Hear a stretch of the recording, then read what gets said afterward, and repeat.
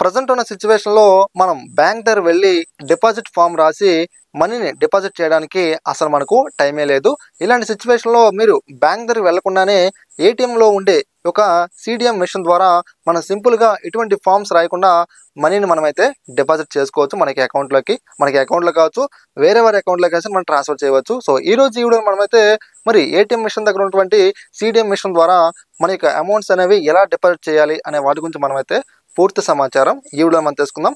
ఎవరు కూడా video skip చేయకండి, లాస్ట్ వరకు చూడండి. ఇక అదేవిధంగా మీలో ఎవరైనా ఫస్ట్ టైం కనుక మనకి యూట్యూబ్ ఛానల్కి వచ్చినట్లయితే మీరైతే తప్పకుండా మనకి యూట్యూబ్ ఛానల్ని సబ్స్క్రైబ్ డైలీ ఫాలో అవ్వండి. ఇక మరి మనం ఆలస్యం చేయకుండా ప్రాసెసింగ్లోకి వచ్చినట్లయితే ఫ్రెండ్స్, ఫస్ట్ ఆఫ్ ఆల్ మీరైతే మీకు ఏటీఎం కార్డు తీసుకొని మీ దగ్గరలో ఏదైతే ఏటీఎం మిషన్ ఉందో అక్కడ మీరైతే వెళ్ళాల్సి అయితే ఉంటుంది. మనకు ఏటీఎం మిషన్ పక్కనే సీడీఎం మిషన్ అని చెప్పేసి మనకు ఒక మిషన్ కనిపిస్తూ ఉంటుంది. సీడీఎం అంటే క్యాష్ డిపాజిట్ మిషన్. సో మనం బ్యాంక్ దగ్గర వెళ్లకుండానే సింపుల్ గా ఈ యొక్క సీడీఎం మిషన్ లో మన యొక్క అమౌంట్ మనం అయితే ఎవరికైనా ట్రాన్స్ఫర్ చేయొచ్చు అనమాట. ఫ్రెండ్స్, మీ యొక్క ఏటీఎం కార్డులో మీరు ఎలా అయితే చిప్ ని ఇన్సర్ట్ చేస్తారో, అంటే ఏటీఎం కార్డు మీరు ఎలా అయితే ఇన్సర్ట్ చేస్తారో సేమ్ ప్రాసెసింగ్ లోనే మీరైతే ఈ సీడీఎం మిషన్ లో కూడా మీరైతే ఇన్సర్ట్ చేయాల్సి అయితే ఉంటుంది. మనం ఇన్సర్ట్ చేసిన తర్వాత మనకి ఏటీఎం కార్డుని వాళ్ళైతే రిమూవ్ చేయొద్దని చెప్పేసి వాళ్ళైతే మనకు ఒక కాస్ట్ డిస్ప్లే మీద చూపిస్తూ ఉంటారు. నెక్స్ట్ మనకు లాంగ్వేజ్ సెలెక్ట్ చేసుకోమంటారు. సో మీది వచ్చేసి ఇంగ్లీష్ అయితే ఇంగ్లీషు, హిందీ అయితే హిందీ, కన్నడ అయితే కన్నడ అనమాట. సో మీరైతే ఇంగ్లీష్ లాంగ్వేజ్ సెలెక్ట్ చేసుకోండి, మనకు అర్థమవుతుంది కాబట్టి. సో మనకు నెక్స్ట్ వచ్చేసి మీరు 10 నుంచి 99 నెంబర్ లోపు ఏదైనా సరే ఒక అంకెని ఎంటర్ చేయమని అడుగుతారు. సో మీ ఇష్టం అనమాట.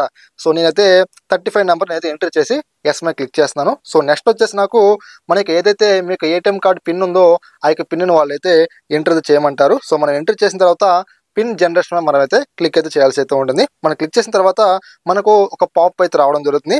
ఇక్కడ మనకు deposit, pin change, others, fast cash, withdrawal, balance enquiry, mini statement అని చెప్పేసి మనకు చూపిస్తూ ఉంటుంది.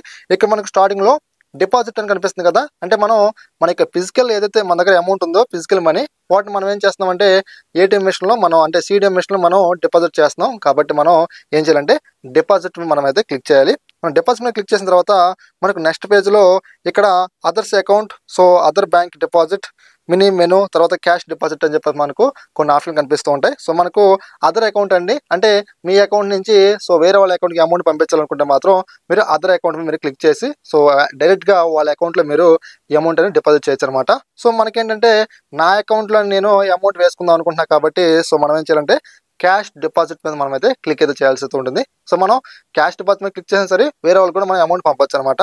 ఫ్రెండ్స్, ఇక్కడ మనకు క్యాష్ డిపాజిట్ మీద క్లిక్ చేసిన తర్వాత సో మనకి నెక్స్ట్ పేజ్ లో ఏం జరుగుతుందంటే మనకు ఒక లిమిట్ చూపిస్తుంది అనమాట. సో మనం ఏంటంటే ఈ యొక్క ఎస్బీఐలో మనం 2 లక్షల వరకు ఈ యొక్క ఫిజికల్ క్యాష్ ని మనం డిపాజిట్ చేసుకోవచ్చు అనమాట. ఇక అదేవిధంగా సర్వీస్ ఛార్జ్ అనేది మనకు 0. ఈ విషయాన్ని గుర్తుపెట్టుకోండి. ఇక మనకు డౌన్ లో కన్ఫర్మ్ అని చెప్పేసి కనిపిస్తుంది కదా, మీరు అదే కన్ఫర్మ్ మీద ట్యాప్ చేయండి. సో మనకు నెక్స్ట్ వచ్చేసి మీ యొక్క అకౌంట్ టైప్ అడుగుతారండి. సో మీది కరెంట్ అకౌంటా, సేవింగ్ అకౌంట్ అని చెప్పేసి. చాలా మంది కూడా సేవింగ్ అకౌంట్ ఉంటుంది, కరెంట్ అకౌంట్ అనేది సో కొంతమంది మాత్రం ఉంటుంది అనమాట. సో నాది సేవింగ్ కాబట్టి నేనైతే సేవింగ్ అకౌంట్ మీద క్లిక్ చేస్తున్నాను. సో నాకు నెక్స్ట్ పేజ్ లో ఈ యొక్క ట్రాన్సాక్షన్ సంబంధించి ప్రాసెసింగ్ అనేది జరుగుతూ ఉంటుంది.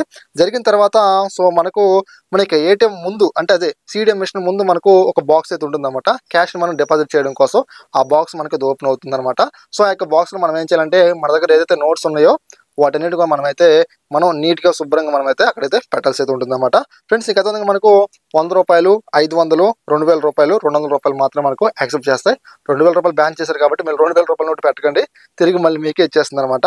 మనం అమౌంట్ ని లోపల పెట్టేసి ఏం చేయాలంటే ఇక్కడ మనకు ఎంటర్ అని చెప్పేసి కనిపిస్తూ ఉంటుంది. ఎంటర్ మీద అయితే ట్యాప్ అయితే చేయాల్సి అయితే ఉంటుంది. మనం ట్యాప్ చేసిన తర్వాత మనం ఏదైతే అమౌంట్ పెట్టామో సో మనకు అక్కడ ఏదైతే మనం అమౌంట్ పెట్టిన ఆ బాక్స్ ఉందో అది మనకు క్లోజ్ అయిపోతుంది అనమాట. క్లోజ్ అయిపోయి అది కౌంటింగ్ అయితే చేసుకోవడం జరుగుతుంది అనమాట. మనకు కౌంటింగ్ చేసుకున్న తర్వాత మనకు ఒక సమ్మరీ ఇస్తుందండి. మనం బ్యాంక్ లో అమౌంట్ ని డిపాజిట్ చేసేటప్పుడు మనం ఏదైతే డిపాజిట్ ఫామ్ మీద డినామినేషన్ రాస్తామో సేమ్ మాదిరిగానే మన అమౌంట్ పెట్టిన తర్వాత ఇది మనకు వాలిడేషన్ తీసుకున్న తర్వాత మనకైతే డినామినేషన్ అనేది మనకి ఇలా చూపిస్తుంది అనమాట. 500 రూపాయల నోట్లు ఇన్ని, 100 రూపాయల నోట్లు ఇన్ని అని చెప్పేసి తర్వాత మనకు డౌన్ లో టోటల్ అమౌంట్ కూడా మనకైతే చూపించడం జరుగుతుంది అనమాట. ఫ్రెండ్స్, మనకి ఇక్కడ కన్ఫర్మ్ అని చెప్పేసి కనిపిస్తుంది కదా, మనం కన్ఫర్మ్ మీద ట్యాప్ చేస్తే నెక్స్ట్ పేజ్ లోకి మనం వెళ్ళిపోతాం.